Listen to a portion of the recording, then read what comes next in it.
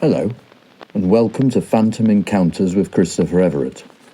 Today, I will recount a tale of an apparition as told, with a few minor changes, in the newspapers of 1894. The account is a true retelling of a visitation by one of two spectres, so settle down by the fire.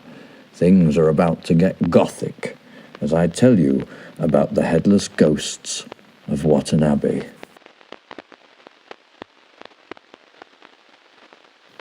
"What a charming room, and a nice queer staircase," exclaimed a visitor to Watton one autumn day. "Whither does that lead?" "Oh, the stair used to lead down to the moat. In the old days this was a very desirable apartment. The secret stair was in demand for fugitives, no doubt." "You can hardly call that a secret stair," said the newcomer. "It's plain enough. Where is the secret?" "Oh, it's secret nevertheless. Shut your eyes for a moment, turn around thrice, and then find the staircase." The visitor smiled, shut her eyes as requested, and turned around 3 times. "Now I am opposite the staircase again, I know," she said. "May I open my eyes?" "Certainly," was the reply. "There is the staircase. No, that... what? No. Where is it? It was plain enough a moment ago. I've made a mistake. It's behind me. No. Where is it?" The hostess laughed pleasantly.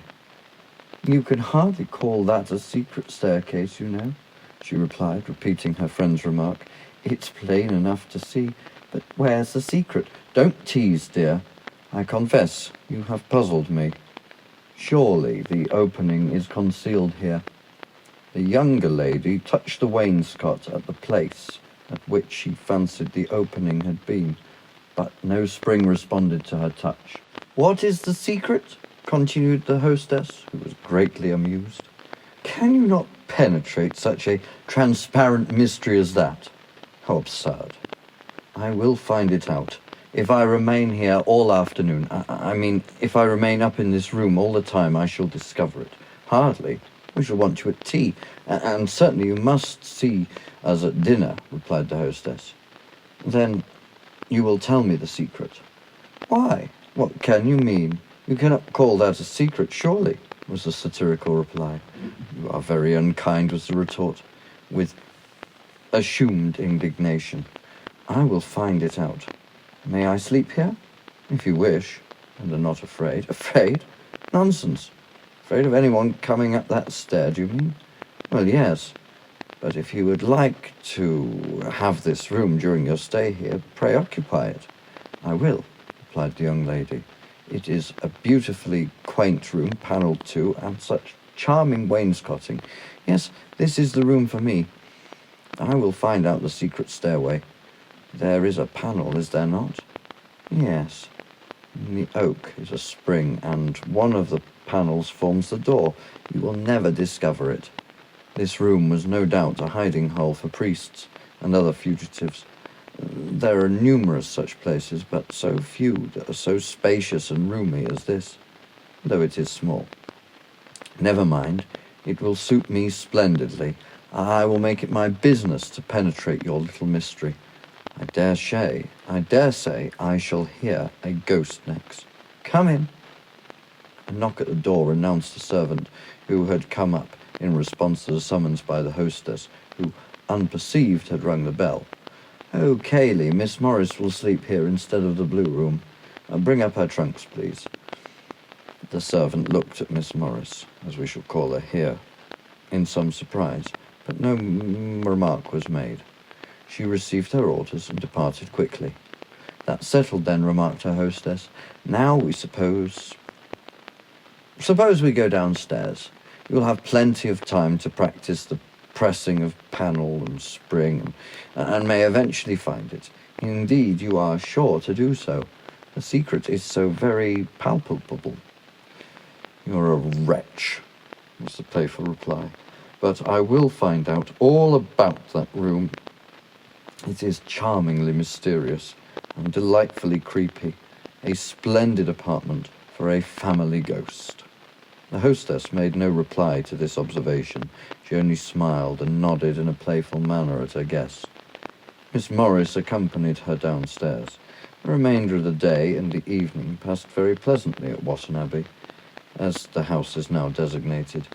It was then a schoolhouse occupied in the holidays by some temporary tenants who took it for vacations previously to its transformation into a permanent dwelling, house for a private family.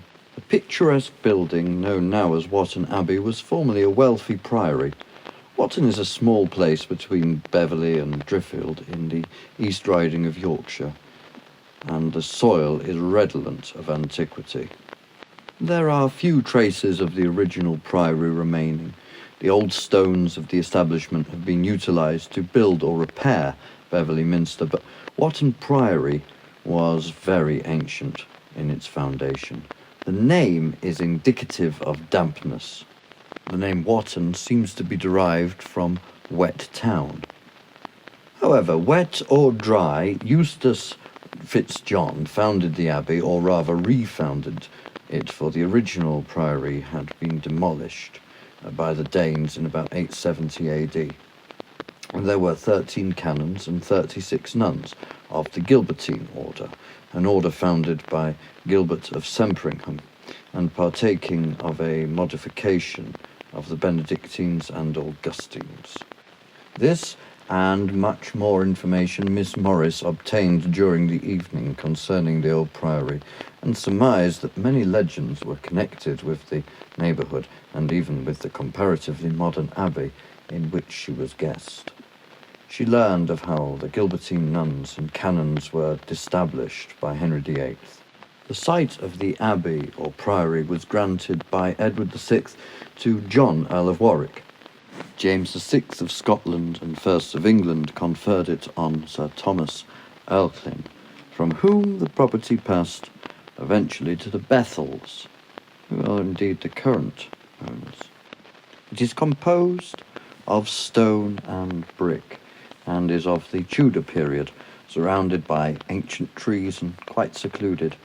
The old nunnery, separated from the priory by a party wall, was converted into stables and is known as the nuns' enclosure. Not long ago, many remains of the defences were existent.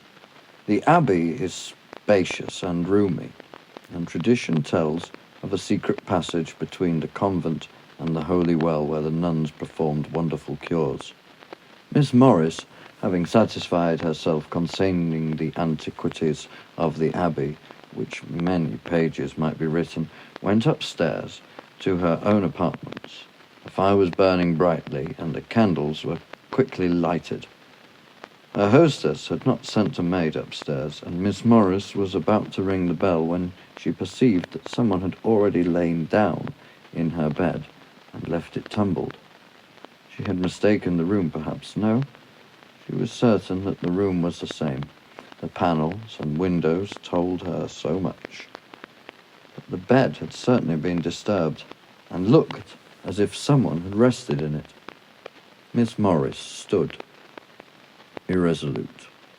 She did not like to make any disturbance so late. The servants probably had all retired to bed, but on the other hand, the young lady did not care to sleep in tumbled sheets. What could she do? After a pause, she took a candle and carefully inspected the bedding. All, of course, was perfectly clean and unsoiled, though apparently tumbled. Apparently, we say, for after a minute's inspection, Miss Morris came to the conclusion that no one could have slept or even lain down on the bed. The maid had perhaps turned down the bed in the dark and tumbled the sheets. Still, the effect was peculiar. The chime of midnight aroused Miss Morris from her reverie.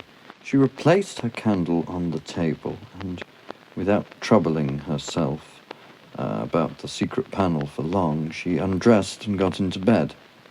She had not succeeded in discovering the secret spring in the wainscot, but she remembered the whereabouts of the staircase, and placed her chair and a small trunk in front of it. After a while she slept. The night was calm. Nothing disturbed her rest. She slept and woke up naturally, as it seemed, but was so wide awake in the moment that she was surprised. There was some faint light in the room, a kind of subdued moonlight which endlessly emanated from the slits in the curtain. But in this kind of penumbra, Miss Morris was conscious of a figure looking at her. Her first impression was that she was mistaking a shadow or a form, and sat up to satisfy her eyes and other senses that the impression was only transitory. But the longer she looked, the more confirmed she became in the first idea. There was somebody there. A female form became more and more defined at the foot of the bed. As the girl gazed in gradually augmenting fear and horror, she discovered that the figure was holding a baby in her arms. And she, the mother of the child, had no visible head. But at the same moment, by some entirely unaccountable freak of nature, Miss Morris was able to recognize some traces of features in the air, so to speak, and quite unconnected with the neck and shoulders of the woman nursing a baby in her arms. The features thus revealed resembled those of a portrait in another room in the house. To the horror of the girl, she, by degrees, began to perceive that the ghostly visitor had blood upon her clothes. Fascinated, Miss Morris could not move. She could not cry out. Her tongue refused to form any syllable, and her lips declined to utter a sound. There she sat in bed, afraid to stir, unable to speak, while all the time, 2 or 3 terrible minutes, the woman, the shape, stood motionless. Miss Morris at length summoned her courage and moved. The spectre did not stir. She moved again, and then the headless, shrouded form slowly vanished into the gloom of the chamber. No sooner had it gone than Miss Morris rose, struck a light, and inspected the apartment. Nothing was disturbed. The panels were all fixed as before. The chair and the trunk were there as she'd left them. The door was locked. The room was empty of any disturbing cause. The mystery was apparently inexplicable. "This is a trick," murmured the young lady. "I am satisfied that this is some little plot. Well, we shall see. A stupid joke, eh?" Nevertheless, she kept a candle alight during the remainder of the night, and only sank into a restful sleep when the grey dawn assured her of her protection. Miss Morris was up and about in good time, however. She had no intention of appearing at breakfast late or in any way disturbed. She dressed carefully, and then, having some minutes to spare before she needed to descend, she carefully examined the wainscot and searched for the panel spring. But all in her seeking was fruitless. No trace of door or spring could she find, and at length, somewhat out of temper, she descended to the breakfast room in obedience to the loud-tongued bell. She had made up her mind not to refer to the mysterious visitor of the night, but she quickly perceived that she was an object of some little curiosity to her hostess, who alone was aware of the situation of her apartment. But Miss Morris made no remark. She ate her breakfast without in any way betraying her secret, but all the while determined to speak her mind when the opportunity offered. The occasion soon came. After breakfast, she found herself alone with the hostess. Miss Morris was engaged in writing a letter when a friend came in. "Well, dear, did you find the secret door?" was the smiling question, put so innocently and without any appearance of mischief that Miss Morris felt aggrieved. "No, I did not," she replied somewhat shortly. "But I think that your practical jokes are certainly ill-timed, to say the least." She turned to her writing again, after delivering this shot, and did not see the expression of her companion's face. "I am afraid that I was very stupid this morning," was the reply in a colder tone. To what practical joke do you refer?" Do you mean to tell me that you did not play a trick on me last night by means of your secret staircase? Why, the thing is plain as possible. Not to me, was the reply. I hope we were more alive to the duties of hospitality than to disturb our guests at night or at any other time, replied the lady. Pray explain. Then you did not play ghost? Asked Miss Morris, turning round and facing her hostess. Certainly not, was the indignant reply. And you are not aware of anyone who might have done so? Certainly not. Have you seen anything? I watched you carefully during breakfast, but perceived no signs of agitation. Come, tell me, did you see the ghost? And there is a ghost. Yes, I saw the shape clearly. A woman, apparently headless, and yet some strange, undefined likeness seemed present. I cannot explain it clearly, but I saw something distinctly. A woman, carrying a child, bleeding and dishevelled, stood motionless by my bed, and then suddenly vanished. Is the room haunted? So it is said. I have never seen nor heard anything, but we understand that the room was haunted. Remember, I asked you if you were afraid to occupy it. Yes, but there is some trick, surely. Why should a ghost, if there is such a thing, come to me? It is supposed to haunt the room. I will tell you a story, the exact story. Some people have seen one figure and some another. There are 2 spectres reported. Oh, let me hear the tale. No time like the present. We are alone now, and I am full of curiosity. Well, replied her hostess, seizing herself, I must first assure you that we are no parties to any trickery. The figure has been seen before. It is quite harmless, and is in no degree annoying. The terrible true tale associated with the ancient nunnery. I need not enter into the details of it. Suffice it to say that a nun once forgot her vows, fell in love, and was discovered. She was, as well as her lover, cruelly punished, and her spirit, carrying her infant, still moves restlessly through the precincts of the Abbey. She is known locally as the Headless Nun. Poor thing, sighed Miss Morris, with a ready sympathy.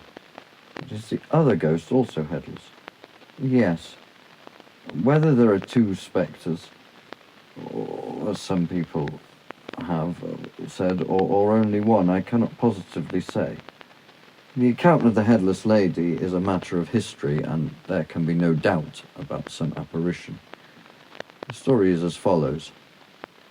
In the time of the unfortunate King Charles I, unfortunately because he lost his head, and after the fight of Marston Moor, a party of Roundheads came plundering and threatening slaughter throughout the Yorkshire ridings.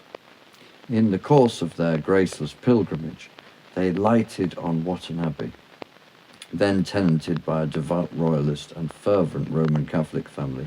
The Lord of Watton was absent on duty, bound serving the king, when the band of Puritan soldiers came to the neighbourhood of the abbey.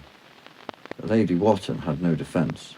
Her few servants could not protect her from the armed and bigoted band of men who were approaching from Driffield. Moreover, her child was but an infant. She could not carry him away in safety, and she would not desert her charge, her husband's house and property. Messengers came back with the dreadful news that the Roundheads were pillaging and slaying all they could reach. No quarter was extended to the malignants, and those of the old faith were most brutally dealt with, as you can imagine. The Lady Watton did not know what to do, but at length she shut herself up with her infant in the room that you occupied last night, with her jewels and possessions, having carefully concealed other valuables elsewhere. The Roundheads were not long in coming. They demanded admission, but were refused. The stout doors resisted their efforts. They had no means to batter the portal down. With all, and were apparently foiled, one party, whose vision was quicker than the other, espied yonder arch by the moat. The consultation resulted in the search, and by the archway they discovered a secret passageway which leads up to the room. They could perceive the stair, but they had no means of crossing the moat until they sought out an old boat in the reeds. They quickly crossed the water and up the secret stair. They pressed and soon reached a panel which terminates it. Of course, it was fastened securely. A loud demand for admission was unheeded. In a few moments, the panel was dashed in, and the lady was discovered kneeling before a little shrine and imploring the protection of the Virgin. This maddened the bigoted Roundhead, who swarmed into the room furious and covetous. But the Lady of Watton calmly rose from her knees, her child in her arms, and scornfully demanded the reason for their intrusion. "What do ye here?" she cried. "Depart, if ye be men, and leave me in peace."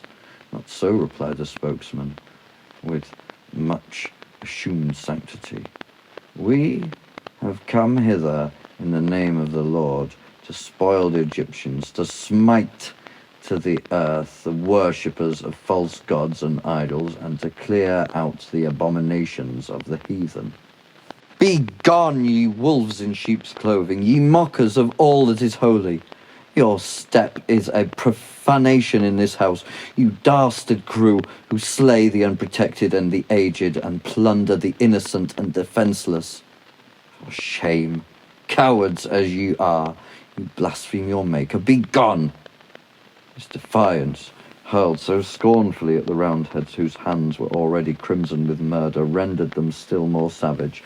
"Silence, spawn of Satan, be advised and rail not. We will not harm you, offspring of the Scarlet Woman, though you be, if you respect the anointed of the Lord and deliver up your possessions, your keys, woman of Belial, and be silent. Never, wretches, murderers that you are, I will proclaim your infamy with my last breath. Oh, if but my dear husband were present, he would chase you all like sheep before him. Robbers, marauders, go! You shall none of my possessions hold." "Hold your tongue," whispered one, seizing her arm roughly. "Where are your valuables? Seek them yourself. Find them if you can, you canting crew. Aha! Find them, you cowards, villains. Stand aside. Mow down the scornful jade, the woman of Belial. Slay her, even with the sword, and cast her body to the dogs. Slay the devil's spawn. Give place." The murderous Roundheads needed little incitement. One caught the unconscious infant from the mother's arms and, swinging it by its legs, dashed it against the wall, while the rest of the band fell upon the distracted lady and hacked her head off after dealing her many wounds. She fell beside her dead child upon the crimsoned floor, and the Roundheads, having destroyed the shrine and pillaged the apartments, dispersed about the abbey, seeking plunder. The terrified servants fled in all directions. The bold Puritans ate, drank, destroyed, and pillaged, carrying off all they could convey of plate and plunder before nightfall. They did not fire the mansion, but quitted it dismantled, leaving the wainscoted chamber upstairs, the headless woman, and her murdered infant child. "That is the story," concluded the narrator after a pause, "and a terrible tale it is. The unfortunate Lady of Watton still haunts the scene of her death, and if you wish, I will now show you the secret staircase leading to the old moat, now filled up." Miss Morris remained silent for a while. At length she rose and followed her hostess up the stairs to the apartment in which the terrible incident related had taken place.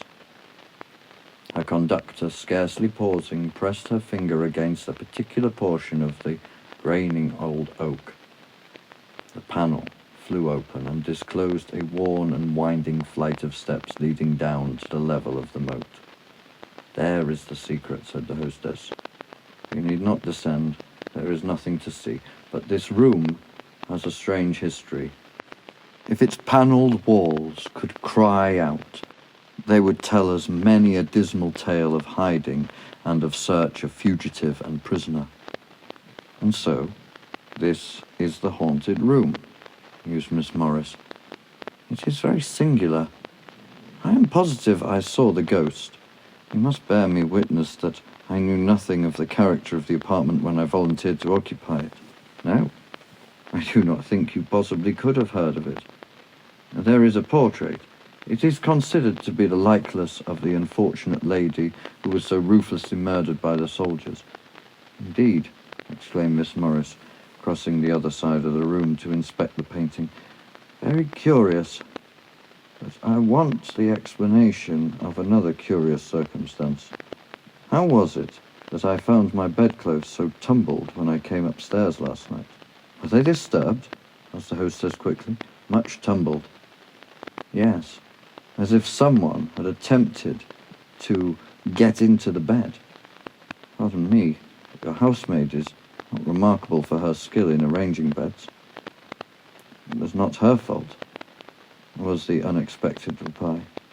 It was a warning of the headless lady. Do you mean, began the visitor, I mean this. Many times when no one has occupied the room, and when no sheets are on the bed, we have found the bedclothes disarranged as if someone has slept within them. Tradition says that the headless nun or the ill-fated lady and her infant come hither and rest in the old apartment. But this has not been before in my time. The ghost has not disturbed us, and we only know of it from hearsay. But all of the facts in connection with this place are now in your possession. Will you come and stay with us again?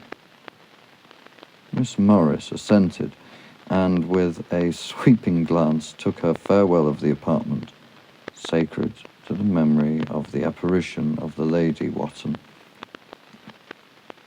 If you've enjoyed this video, please give it a like and subscribe, and visit us again at Phantom Encounters. I've been Christopher Everett.